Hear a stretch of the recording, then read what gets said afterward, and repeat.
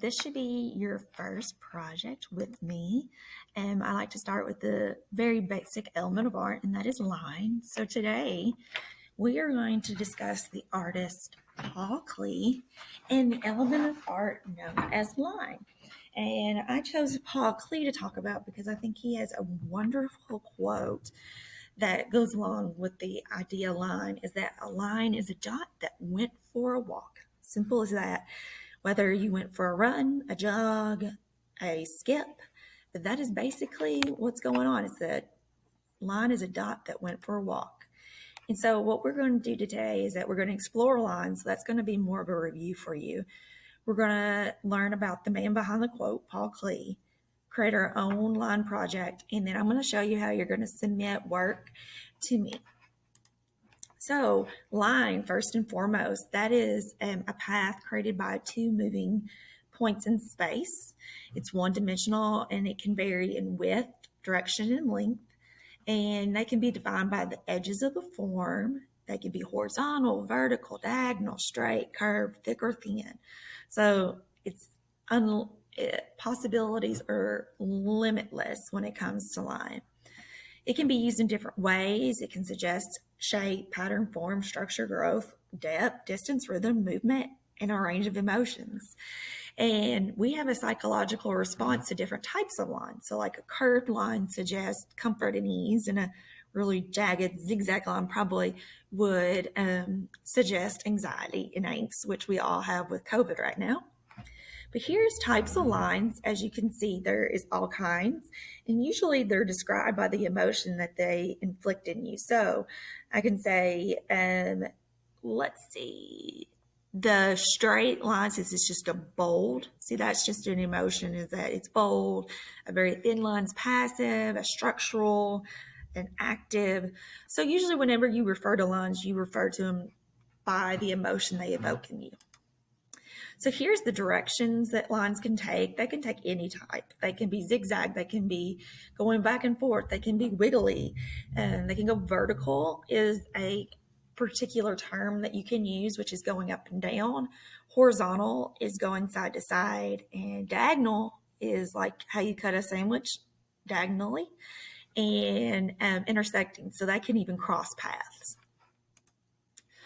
So here is the use of line in a lot of famous artworks. This one at the top left is a Pete Mondrian. It's very simplistic, and he said that lines become too emotional. So as you can see, he didn't get very emotional with his lines. They are very simplistic. When you go to the bottom, that's the Starry Night, and you all recognize that. That's probably one of the most recognizable paintings by Van Gogh. And as you can see, his lines are kind of suggested and create this movement throughout the artwork. So you think that the sky is just kind of swirling about. The next one beside that, the right, where it looks like a bunch of paint drips, that's what it is. It's by one of my favorite artists, Jackson Pollock. And he believed that art wasn't about the finished product, but the process. So his process is dripping and sloshing and throwing paint. And that little clip right there doesn't do it justice, that his stuff is actually very enormous and large. But that's how he approached line. To the right of that, to the very right actually, is a Picasso. He had very bold, angular lines and curved lines. And what's so interesting about him is that even though it's just a lot of lines of boldness, you can make out that it's two people. I think that was his gift, was that he could take something very simplistic and show it from all angles. And here in the dead center is a Paul Klee, and that's the artist that we're going to talk about today. And so Paul Klee, he was a Swiss-born German artist, and he had highly individual style, was influenced by movements in art that included expressionism, cubism, and surrealism. He was inventive in his methods and technique, and he worked in many different medias. And so media is the art fancy schmancy term to say materials. So he worked with oil paint, watercolor, ink, pastel, etching, and others. He often combined them into one work. And he used canvas, burlap, linen, gauze, cardboard, metallic foils, fabric, wallpaper, and newsprints to create his artwork. So that's what he would put his materials on, was that meat on that. And I love that, and I wanted to really include it because knowing that you either at home or you're in the classroom with me, it just shows you that we can make art out of anything. It's just you need to start creating. So here's our project. We're going to explore line, and we're going to use many different lines to create an artwork. So here's kind of a glimpse of my finished product. A lot of lines going on. So materials that you need 2 blank sheets of paper, one to draft your ideas and the other to commit. You need a pencil to draft your ideas. Never do it in ink first. Always do things in pencil until you get it to where until you are satisfied. And whatever you have near you to color. So whether it's marker crayons, color pencils, even paint, it's up to you. Whatever you have will work. So here is what I kind of came up with, these 4 steps. First step is you need to explore. So play with different lines. I want you to come up with 15 different lines. So I just kind of went down through the list, and not the list, but I just went first line, second line, third line, and created 15 lines.